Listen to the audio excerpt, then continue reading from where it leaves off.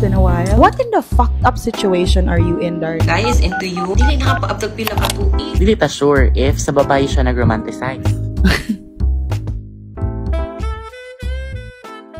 Hi, it's me, your resident Delulu. You know what? This just started as a TikTok series, and now we are taking it up a notch. And I am just so excited because, again, this is all just a TikTok series that I started with my mic and a little bit of honesty. And then, nadamay na ako mga friends, nadamay na si Glenn. I would usually tackle about some stories or some entries during the live, and then we turn it into content. And then eventually I realized, you know what if I turn it into a podcast? I turn it into like this kind of content. And it took a lot of brainstorming with ChatGPT. It took a lot of effort and thinking for me to be able to have this set up. And thankfully, we are finally on our first episode. So I'm not sure how am I gonna go through with this whole podcasting. Wala pa ko'y pattern actually, because I just really wanted to do this as like a trial thing, a trial episode. If mo hit ba siya, and if it does, then good for me. So every episode, we will dive into maybe 2 or 3 stories, depending how long they are. And then we will just dissect it, maybe give some delulu advice and some big sister help in the end. And real talk na lang po yun. Because sometimes that is all we need in this life. Someone that would give us a little slap yun. Kanang makaingan kita, medyo sakit to. And if you know me and if you've watched my live, you know how straightforward I am when it comes to giving advice. And sometimes the advice that I actually need myself, but I don't follow. So if you've ever loved too hard, stayed too long, or maybe ignored the red flags a little bit because they look kind of pink, you're on the right place. Welcome to Dear Delulu. So for our first letter sender just Ma'am Charo. Okay, so for our first entry, ang title ani is When the Love Fades After the Baby. Dear Delulu, bago ra ko nanganak, and I'm currently 9 months postpartum. I'm juggling both roles, earning money while taking care of a 9-month-old baby. Bearable man noon if that alone ang akong buhaton. Pero as a first-time mom, I'm having a hard time earning money while taking care of my 9-month-old baby, and, emphasis on that, keeping the connection I have with my partner. Naaman siya work sa DepEd. Mopalit man siya groceries, pero dili siya gasustento nga motunol gyud og kwarta kay iyahang ingon daghan pag utang ginabayaran. Just a heads up, nga wala ko'y nadawatan kwarta gikan sa iyaha sukad. That's why I had to step up and earn money para makapalit ko sa kong gusto. Now that I experience nga di siya makaprovide, I feel like nawad-an ako sexual tension or intimacy towards sa iyaha. Pero dili lang man noon tungod di na ko ma-arouse sa iyaha. Nawala na akong feelings. Daghan og factor man nga nung nag-fade akong gibati. Toxic may mag-away, kay mamalikas and all. But the number one factor is maula gini ang kawad-an akong amor sa iyaha. I felt like every time na mag-sex me, di na ko ma-arouse unlike before. Malipay na ko di siya magpakita. Kay dili ko makakita sa iyahang now. Oh my God. I just wanna ask if naa pa ba'y chance mabalik ang intimacy nako sa iyaha pareha dati? Or is it better to end things with him just because I don't feel anything sexually sa iyaha? Unsaon pagbalik sa intimacy, Ate Kay? Why me? Ganun ako. Ganun nahimo na nakunig problema. Okay.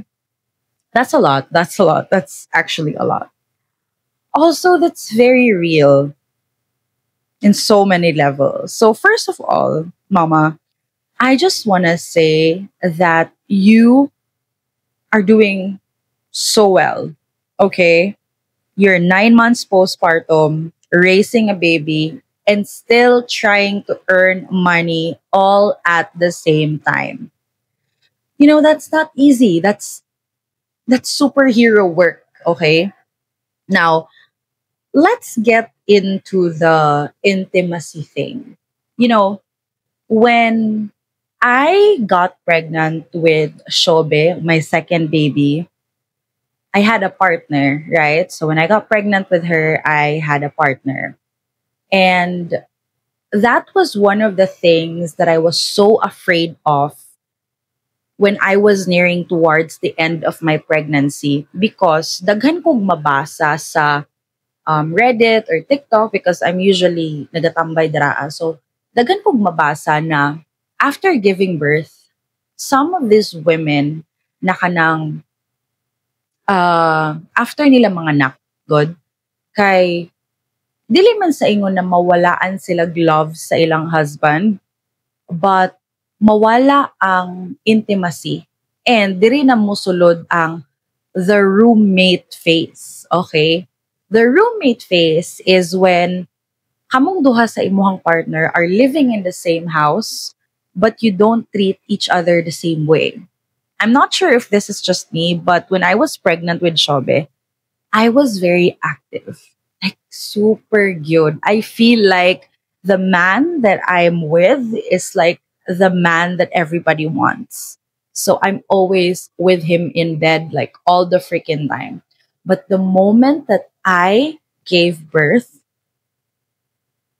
nawala jud to tanante. Nawala jud tanante. Feeling na ko, pangit na kay siya. Feeling na ko, like, tanan niyang buhaton, mali. Feeling na ko, ultimo muhinga siya. Feeling na ko, mura kog naglihi again. Ana good. And feeling na ko, ato na time, wala siya contribution sa akong life because I was the one breastfeeding the baby. And I get you, I know how that feels na mag-work dayon after giving birth. I know how that feels. Na murag, ako lang ang gakayod, ako pa ang naga-breastfeed, ako pa ang nag-aalaga sa baby. Like, murag, kinsa man ka, ngano ka gasamok-samok. So, diha na musulod ang roommate phase na feeling ni mo, kani siya na tao, kay murag, added burden lang siya sa imong life. And then, kani manggod is, when a woman gives birth, she goes through a lot of things, okay? She breastfeeds, postpartum pa. The trauma of giving birth, my God, a lot of people don't talk about that, but it's very traumatic, whether it's cesarean or normal delivery. My gosh, the post-traumatic stress after all of that crap, like people would say like it's fulfilling, it's amazing, it's an experience, but nobody talks about how stressful it is. So kana siya na imuhang ginadala, no matter how your partner would empathize, sympathize, and like kanang comfort you towards that journey, they will never understand because they never got through it. Okay? So naagid kay sense of oh my God, I am just going through this all by myself. This is so stressful. And sometimes we tend to say na, kasalanan mo to. This is your fault kasi binundis mo ako. So inana siya, like natay sense of resentment sometimes towards our partner.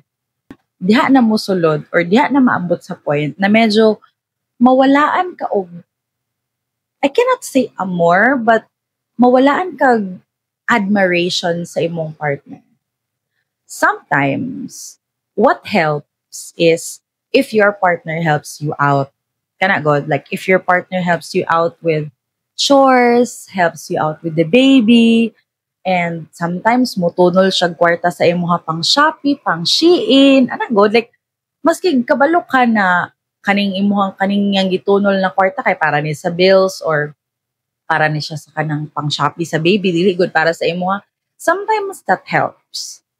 However, in your case, ikaw na ang nag-work. And then if mangayo kag kwarta sa iya, moingon pagid siya, ayaw lang sa kay daghan pag utang na ginabayaran. So it's an added burden. So I get you. I do understand how you feel. basing on experience. I've been through that. My God, there are no words that can explain how much resentment na imuhang ma-feel sa imong partner if feeling nimo all throughout sa inyuhang panag-uban, pasan mo ang mundo. Kapoy jud tate, wala jud maka-explain. Walay maka-explain sa feeling. So, kana siya. Now, your question is, maabot pa ba sa point na mabalik pa sa dati? Maabot pa ba sa point na maulian pa or pwede pa mo ma-okay? Kung hormones lang ni, like muingon ko na tungod man gud na siya sa pag-breastfeed. Because kaniha, fun fact, pag mag-breastfeed ka, and then you become intimate with your partner, like say for example, like breastfeed ka, and then mag-sex mo later, maybe this is just me, pero ma-awkwardan ko. So, murag, kung hormones lang na siya te, kung that is just the post-traumatic stress that you experience upon giving birth, if that is just the roommate phase that I was talking about, maybe, probably, if your partner is willing to work it out with you, partner is willing to talk about it with you, if you're open about it sa yaha, maybe. Kaso lang, pag musulod na manggod ang financial, pag musulod na manggod ang roles, pag musulod na manggod ang kanang ginana na butang na kanang who gives more in the house, kanang who provides, kanang who gives more, who provides more, who's stressed out more. Especially if mabot na sa point na mag-away na mo about it, sometimes it becomes really hard to bounce back. But I really do hope na ma-work ninyo because 9 months pa lang inyong baby. I don't want you to be like me as much as I want to say na kanang happy kayo maging single mom. It's hard. It's definitely hard. But I do hope that you work it out, that you find a way to talk about it because it's very important to talk about these things because this is just your first baby, diba? What if in the future, magkaanak na pod mo and this happens again? At least when that time comes, you would know how to handle it, right? Pero if you've already reached out to your partner, if you've already tried to talk to him about it a couple of times, and wala kay makita na response sa yaha, and he's not giving you that, hey love, I got you, kanang wala kay makita na effort sa iyaha, maybe it's time to rethink things. Maybe it's time to like, murag kailangan na nato mag next step. Murag kailangan na nato maging real. God, like murag, I'm not saying, I don't want to say it, yun, no? Na kanang magbulagi na dayon. I don't want to be in that perspective because there's a child involved. Pero kana siya, rethink things. Kay, dili pwede na inana forever. Dili pwede na magstay ka sa inana na situation.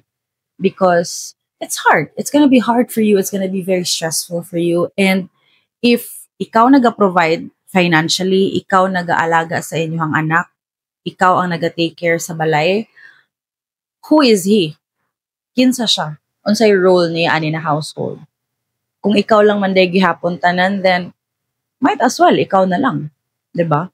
And if you're questioning yourself as well, if unsaon pagbalik sa intimacy, sometimes it's not something na kailangan ninyo i-work on both. Sometimes it's about you. Sometimes you also have to work on yourself first. Like, do the things that you used to love before you became a mom. Like, gawas, pagpagupit, pagpamanicure, pagpakolor og buhok. But then again, that is so hard to do if you don't have a supportive partner. Kana siya. So, balik lang gid gihapon ta didto. Mubalik lang gid gihapon ta didto na at the end of the day, you have to communicate with him. And if he doesn't react to it, if you don't see an ounce of change, or if you don't see a slight panic in his eyes when you talk about this, na murag ka nang, hala, akong asawa kay ka ng kaluoy, pudoy ka ng, wala kay makita na inana saya ha. Maybe, just maybe it's time to rethink things. Na-stress na ko. Pwede mo inom sa... In fairness, first letter sender pa lang to guys, na-stress na ko. Pwede mo inom sa... By the way, our sponsor for today's episode is Papri Davao.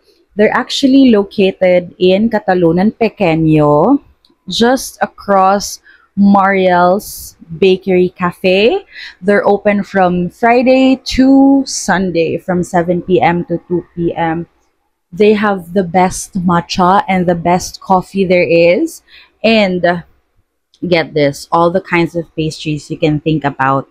Muffins, cookies, tanan flavors sa cookies that you can think of. They're there.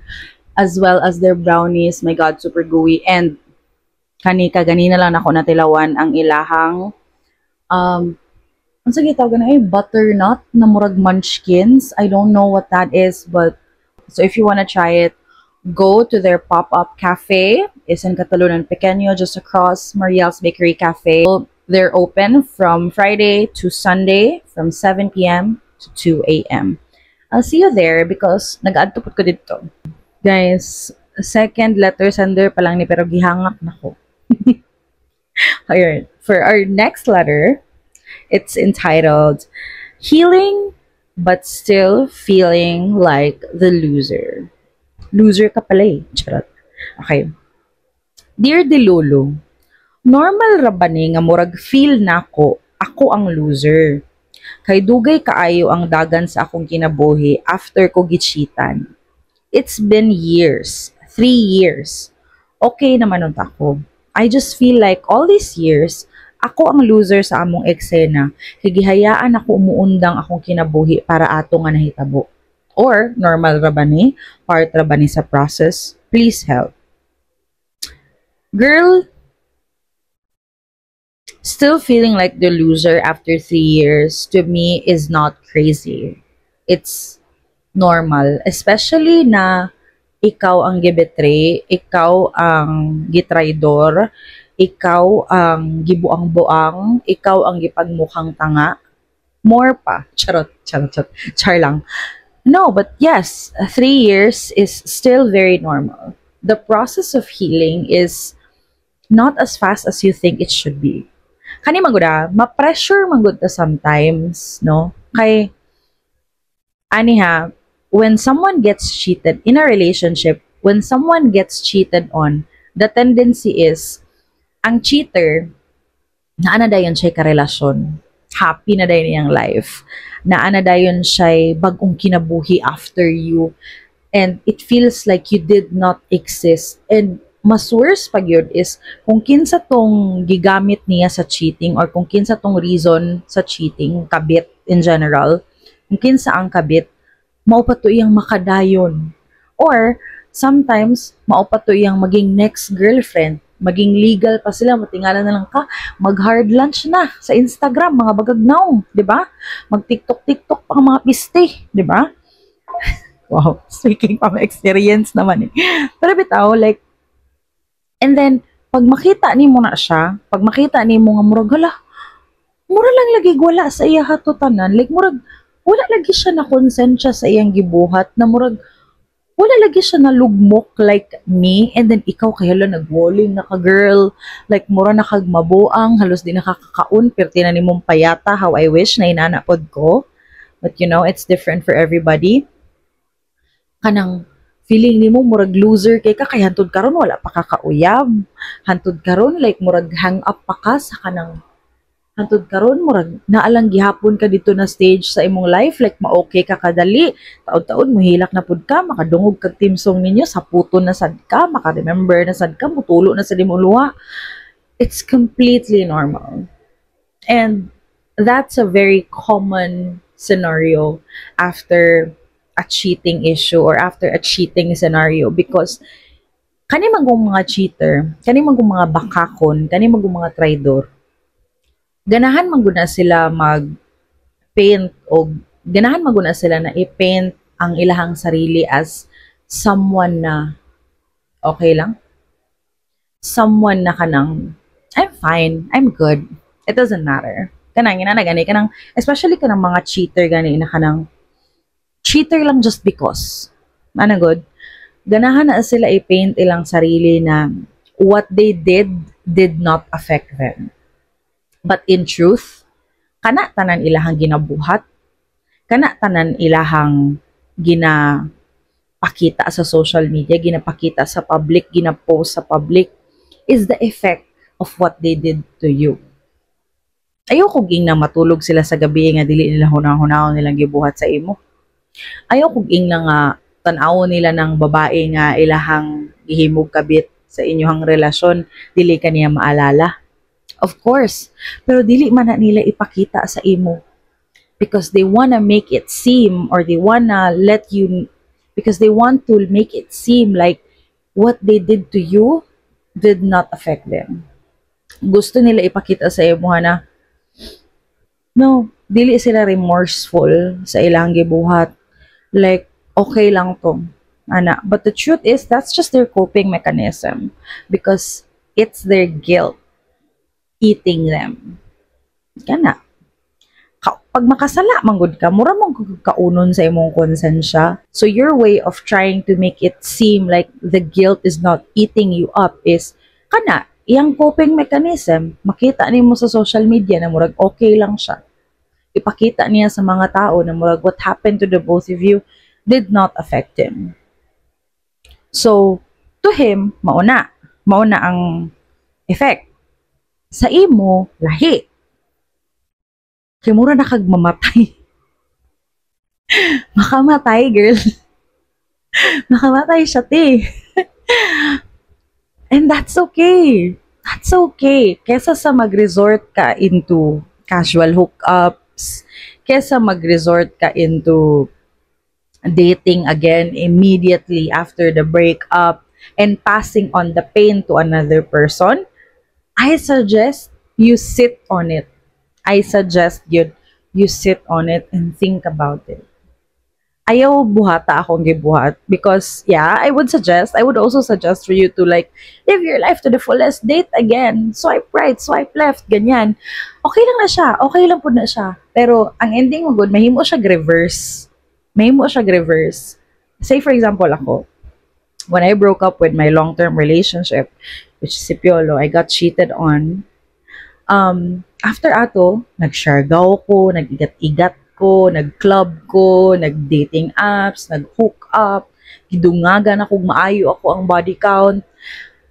And that was just temporary coping mechanism because at the end of the day, yes, it gave me temporary happiness. Yes, it gave me a temporary amnesia to what happened. But every time na I'm alone, when I come home and I'm just all by myself, sometimes ma-realize ako ba na, now what? And then, I think later this year, mga June, when I finally got to sit down with myself and wala na ko'y hookups, wala na ko'y mga dates, wala na yung roster, wala na yung anything. Dito pa lang nako truly na-absorb ang anger, ang sadness, ang pain. Dito pa lang nako truly na address tanan ako ang experience, ana. So you don't want it to kanang I would suggest, but I do not advise for you to do the same thing. So if you think that if you feel like you're a loser, if you feel like 3 years is too long, if you feel like everybody's moved on and you're still there, it's okay. It's okay. It's okay, good girl. It's fine. But, kanilang, don't sit on it for too long pod. Ayaw pod kaayo siya i-marinate imong sarili. Ayaw sad kaayo na murag diha na lang ka forever. But I believe that's not the case for you. I believe every day it gets better. I believe every day there's an improvement. I would like to believe na you're working on yourself right now because dili man pwede nga karong adlaw ay nani sunod semana maulang gihapon, 'di ba? Like every day there's always an improvement and that's something to celebrate. Ana, healing is not linear, gyud. Okay, healing is not linear. There will be days good, and there will be days that it will be awful. It will be bad. And that's perfectly fine. So if you're questioning yourself right now, if you're in the right track, you are. Okay? You are. Pero kanilang ha, again, you can sit on it, but don't marinate yourself in that situation. Okay, and I believe you're not doing that. Please don't call yourself a loser, baby. Darling, okay? If no one has told you this lately, you did not fall behind. You just took the time to come back to yourself. And that's okay. Nasa-stress na ako. My God. Kimurag makarelate ko sa tanan story.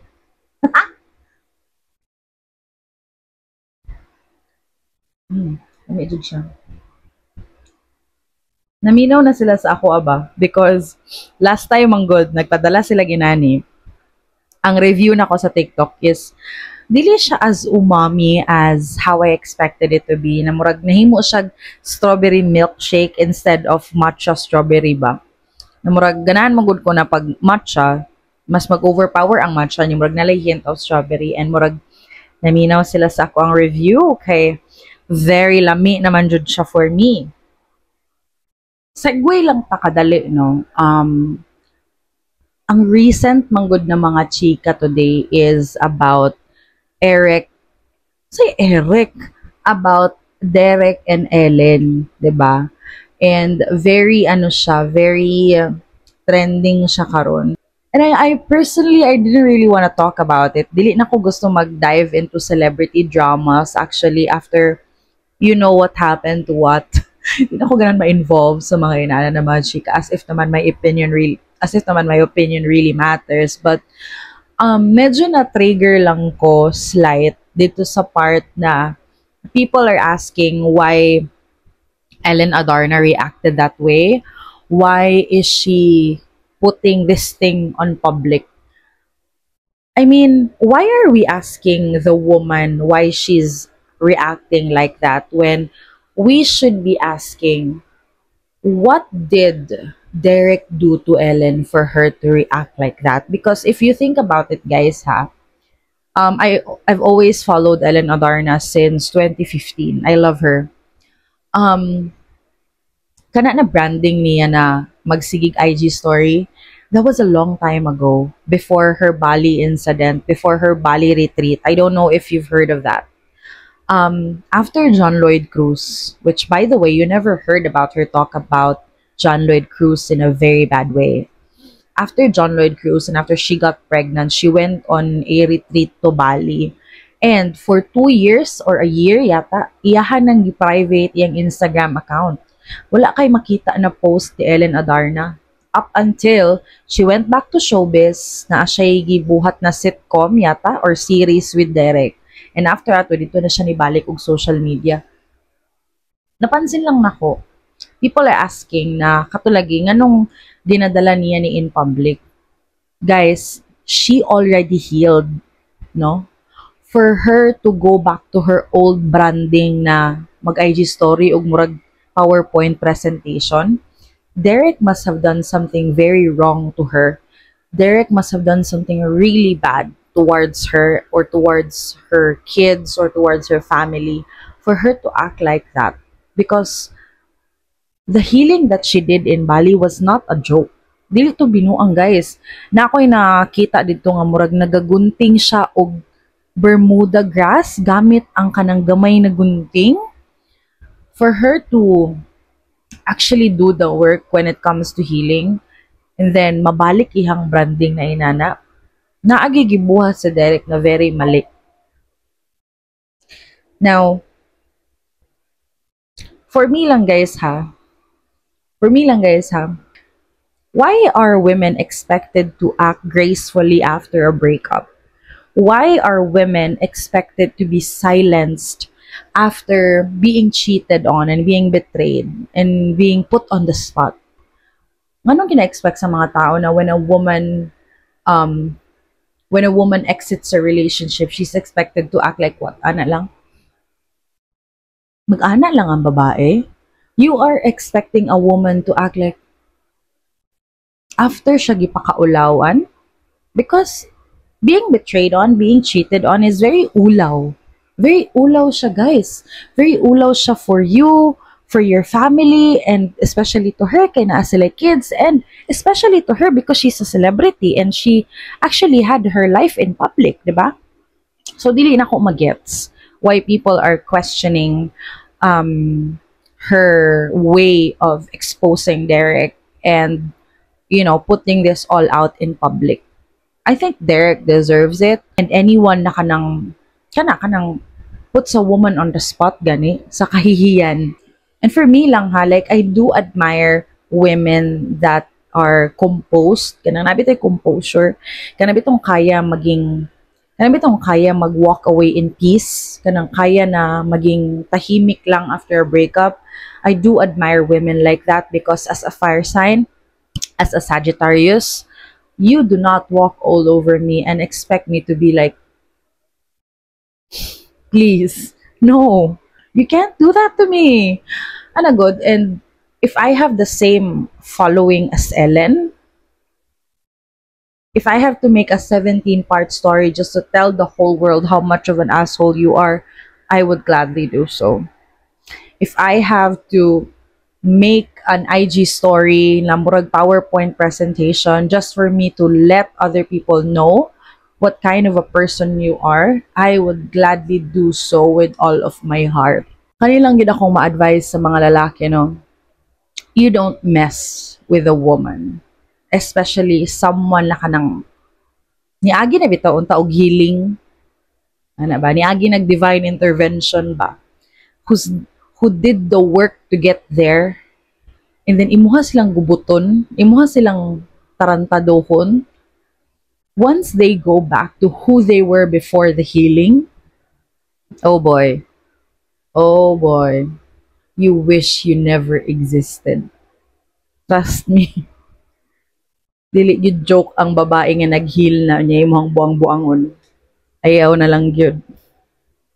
Okay, for our third letter sender, for our third and final entry of this episode, oh my gosh, the baby mama drama. Okay. Dear Delulo, hi Ate Kay. Naay duha ka anak akong uyab. Dili pa lang daan timurag alkanse na ka. And 3.5 years na miss akong boyfriend. Okay. Okay mi sa mga bata. Grabe akong acid, guys. Actually, ginatawag ko nilag mama. Pero, sigig padungog-dungog ang baby mama sa akong boyfriend sa ako Ako perminti ihang tirahon. Nagsorry na siya last year about sa iyang padungog-dungog, pero karon nikalit na sa rog kalami. Sa muka na sad ko. Ask lang unta ko sa imong advice ug unsay buhaton nako. Hate man kaayo siya sa akong boyfriend. Naabay possibility sad na magbalik sila if duha na ilang anak. I guess the short answer to this, baby, is yes. Yes. And yes.